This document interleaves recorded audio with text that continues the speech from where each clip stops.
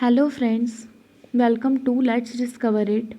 This is Arya Singh and today we will cover about the chapter 2 subject and predicate from Renan Martin. I have covered this unfazed video and today we will cover about the notes of chapter 2, okay?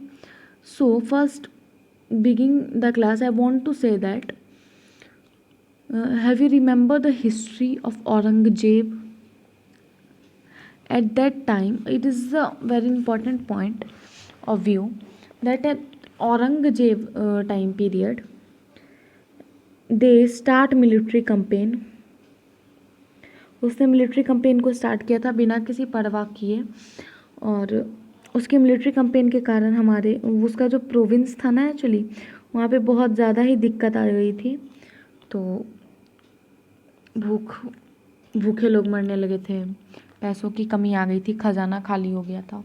उसके बाद letter Mughals आए थे जो संभाल नहीं पाए हमारे Mughal dynasty को और Mughal dynasty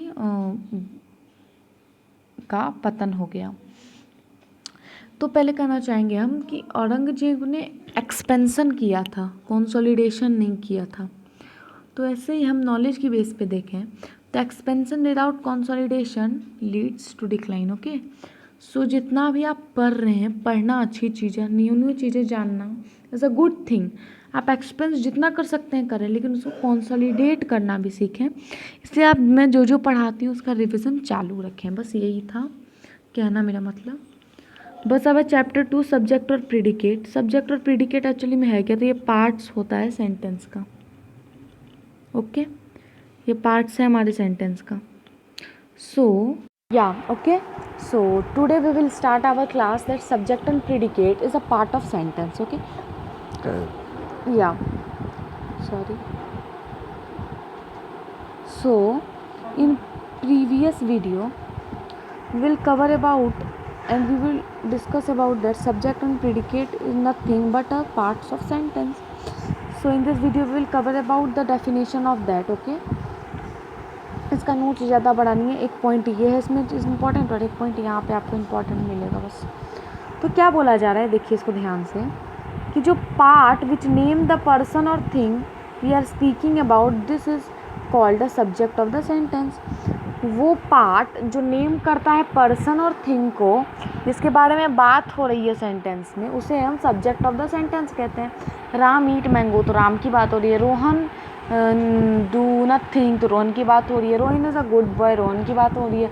Rohit is a bad boy, Rohit की बात हो रही है। Amit is a bad boy. तो ऐसे एग्जांपल्स भी हम देख सकते हैं। तो हमारा जो पर्सन के बारे में बात हो रही है, जो नाम है, उसे हम कहते हैं सब्जेक्ट। ओके, अब प्रीडिकेट क्या है, वो पार्ट हमारे सेंटेंस का जो हमें बताता है कि एक्चुअली में सब्जेक्ट क्या है, वो हमारा प्रीडिकेट कहलाता है। जैसे एग्जाम्पल में Ram is a good boy, तो is a good boy, who is a good boy, Ram. ये इसका आंसर तो दे रहा है ना कि एक्चुअली में हमारा सब्जेक्ट क्या है। तो हमारा सब्जेक्ट क्या है पता है, हमारा सब्जेक्ट यहाँ पे राम हो गया।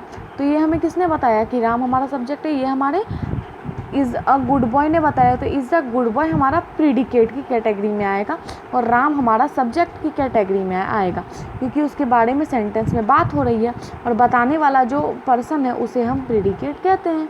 ओके, तो ये चीज़ आप अच्छे तरीके से समझ गए होंगे। इसका नोट्स भी यहीं पे कंप्लीट हो चुका है। 2 ही पॉइंट हमारे पास यहाँ और इम्पॉर्टेंट था। अब अगले वीडियो में हम देखेंगे फ्रेज और क्लाउज के बारे में। उसका भी नोट्स छोटा सा ही है और ये बहुत ही बेसिक नोट्स है। इसको आपको लर्न करना होगा, इच डेफिनेशन को। इससे पहले सेंटेंस के बारे में ही बात की गई थी ना, तो वो भी बहुत ही इम्पॉर्टेंट था। So thank you all of you, please support me and please like and subscribe my channel. Okay, so from this side Arya Singh, thanks all of you.